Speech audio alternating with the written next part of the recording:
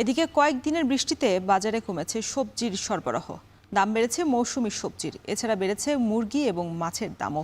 উত্তরের বাজার পরিস্থিতির আরও খবর জানাতে সৈয়দপুর থেকে যুক্ত হয়েছেন মোকাররম হোসাইন। মোকাররম, বাজারে সবজির সরবরাহ কেমন দেখছেন চাহিদা অনুযায়ী? আর যেহেতু আজ বৃষ্টি হচ্ছে, ক্রেতা উপস্থিতি কেমন দেখছেন বাজারগুলোতে? রসন সপ্তাহের শুরুতেই পুরো সপ্তাহের যে বাজার সেটি করার জন্য মানুষের ভিড় বাজারে রয়েছে। তবে মৌসুমী যে শাকসবজি আছে সেই শাকসবজির দাম খানিকটা বাড়তির দিকে, কারণ কয়েকদিন ধরে থেমে থেমে প্রত্যেক দিনে বৃষ্টি হচ্ছে। আজকেও মধ্যরাত থেকে ভোররাত পর্যন্ত বৃষ্টি হয়েছে এবং এখনও আকাশ কোমট অন্ধকার, যার ফলে এখান থেকে যে সবজির আড়তের দূরত্ব হাফ কিলোমিটার, সেই হাফ কিলোমিটার দূরত্ব থেকে সবজি এই বাজারে আসতে তার যে সরবরাহ সেটি সংকট দেখা দিচ্ছে এবং যার ফলে মৌসুমী যে শাকসবজিগুলো আছে প্রত্যেকটিতে আসলে খানিকটা বাড়তি দরে বিক্রেতারা বিক্রি করছেন।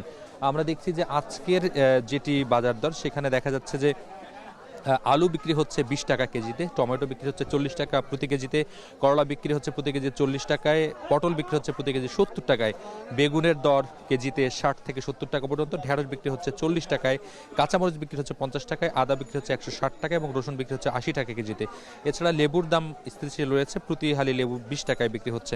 এছাড়া বাজারে ঈদের পর থেকেই যে মুরগির যে বাড়তি দর, ব্রয়লার মুরগি বিক্রি হচ্ছে 180 টাকা কেজিতে, সোনালী মুরগি 290 থেকে 310 টাকা এবং দেশি মুরগির দর সব থেকে বেশি 690 থেকে 750 টাকা পর্যন্ত বিক্রি হচ্ছে। এছাড়া গরুর মাংসের দরও খানিকটা বাড়তি, অন্যদিন 700 টাকায় বিক্রি হলেও আজকে সেটা বিক্রি হচ্ছে 720 টাকায়।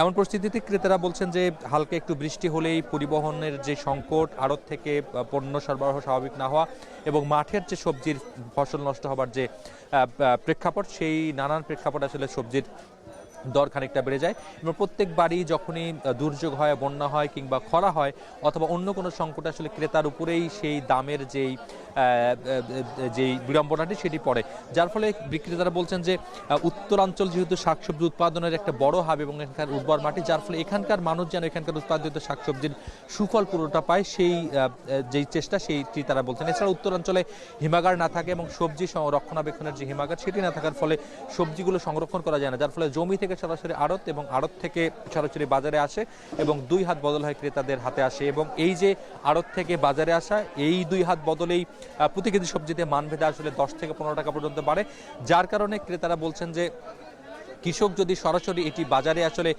সরবরাহ করতে পারতো তাহলে দামের যে স্থিতিশীলতা সেটি বজায় থাকতো। এছাড়া সয়াবিন তেলের দামও লিটারে যে 4 টাকা বেড়েছে সেটি আসলে সেই বাড়তি দরেই বিক্রি হচ্ছে। এই ছিল এই মুহূর্তে উত্তরের বাজার পরিস্থিতির সবশেষ খবর। রওশন। সৈয়দপুরের বাজার পরিস্থিতির খবর জানাচ্ছিলেন মোকাররম হোসাইন।